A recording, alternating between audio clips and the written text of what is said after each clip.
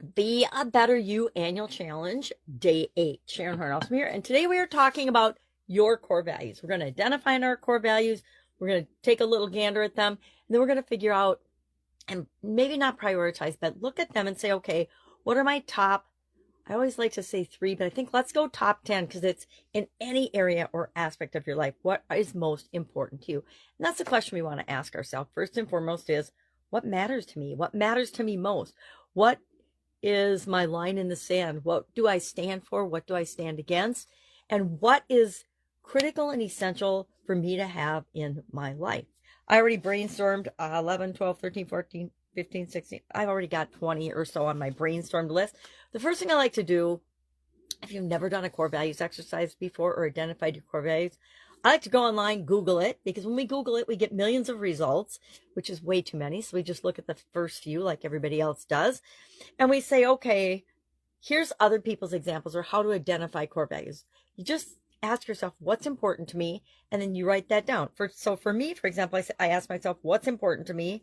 And I got love, continuous improvement, love for myself and others, kindness, treat others the way I want to be treated, add value, relationships and the impact on all that I come in contact with, communication in a positive way, because sometimes I'm not always the most positive communicator.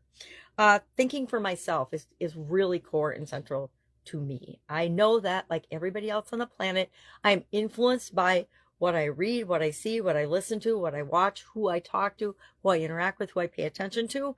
But I have to still take all of that, filter out the noise, and choose and do and take responsibility for what's right for me. The decisions and the choices that I make are 100% my responsibility.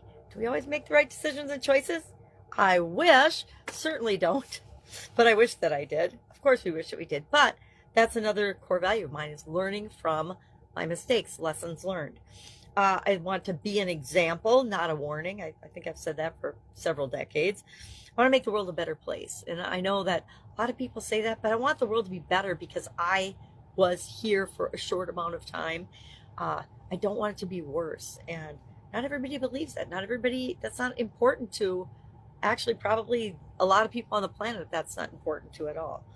I want to show up authentically and with integrity. You know, what you see is what you get. And I've got over 8,000, almost 9,000 videos online. So if you don't know who I am or what I stand for, watch a couple videos. It comes out in every one. And then do what's right or do what's next. What's the next right thing to do? And then I do that. I don't just sit and do nothing, although sometimes I want to just sit and do nothing, because I think that we need to recharge our batteries and take care of ourselves. And self-care is not on my list, but it sure ought to be. I guess love self and others it is. So what are we going to do today? Identify our core values. And I start by brainstorming a list. Then I look at that list and I think about it. I say, okay, well, what things are similar? What could I combine? To me, authenticity, integrity, honesty, those all kind of go together in one grouping. Continuous improvement and growth, that is definitely one of my friends. Creativity, I don't even have creativity on here. Gotta write that down before I forget. So creativity is one of my favorite core values things. Creative problem solving, automating what can be automated.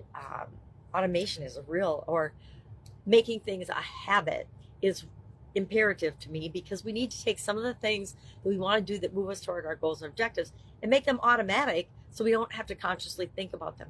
One of the most powerful things we can do is get our subconscious working in our favor and creating the life that we want and the things that we want in our life for us, without us having to consciously use our conscious mind and energy to create it. And habits, to me, and automations are habits, do that and help me to do that, to help me to leverage my time and energy and efforts in ways that I could never do if I didn't look toward continuous improvement, automation, habits, etc.